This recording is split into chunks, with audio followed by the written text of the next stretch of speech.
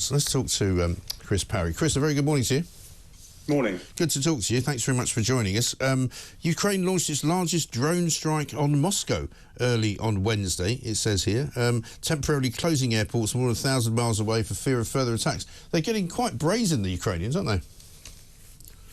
Well, it's war, and I think the Ukrainians have made the decision it's time to take the war to the Russians. I think Vladimir Putin has largely tried to keep the population that counts, the people that live in Moscow and St. Petersburg, sort of in the dark about what's happening with this so-called special military operation. And the incursion into Kursk and also this drone attack is designed to say to the people that count in Russia, look, we're at war with you. It's best you tell Vladimir Putin about it. Yeah, and the original kind of incursion into Russian territory seems to have gone much better, really, than they could have hoped, hasn't it? Well, I mean, obviously they would have calibrated what their objectives were.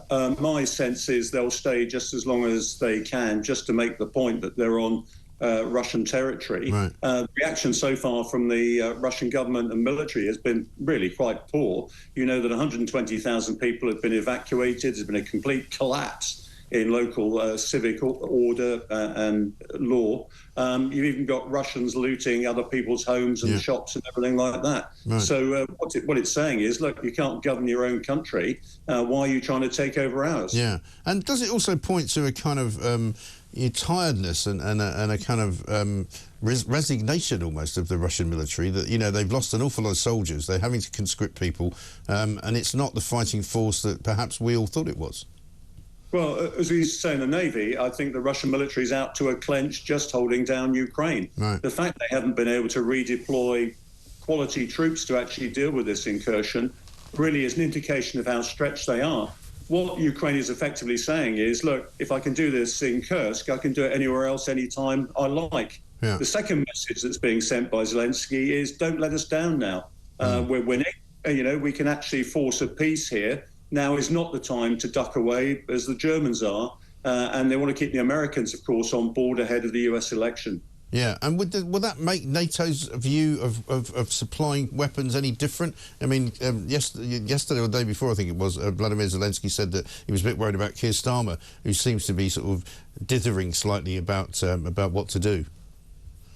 Well, I think we're all worried about Keir Starmer. Well, yeah.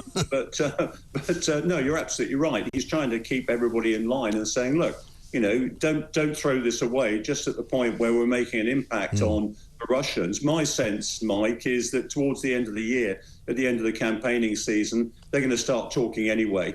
Obviously, Ukraine's going to want some fairly serious security guarantees to actually have a ceasefire right now. It wants to get some of its territory back, but right now it's saying, look, we're still alive. I've likened it to the incursions that Robert E. Lee made in the American Civil War into the north. Remember, it ended in Gettysburg. Yeah. But it's actually saying, look, we're here, we're still alive, we're going to win this war. And in those days, they wanted to get Britain and France on side. This is to reinforce opinion in the free world to combat Russia. It's as simple as that. And they want more weaponry if they can get it. British tanks have already been spotted actually in Russia. What more could we give them?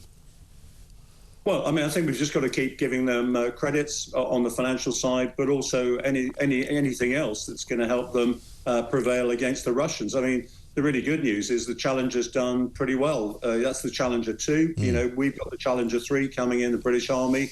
So that's good for the future. But we've got to relook at the whole battlefield in future, what the impact of drones are, you know, what the impact of the underground environment's going to be in future, camouflage, all that sort of thing. Yeah, absolutely right. Good to talk to you. Rear Admiral Chris Parry, former NATO commander, of course. Thanks very much indeed.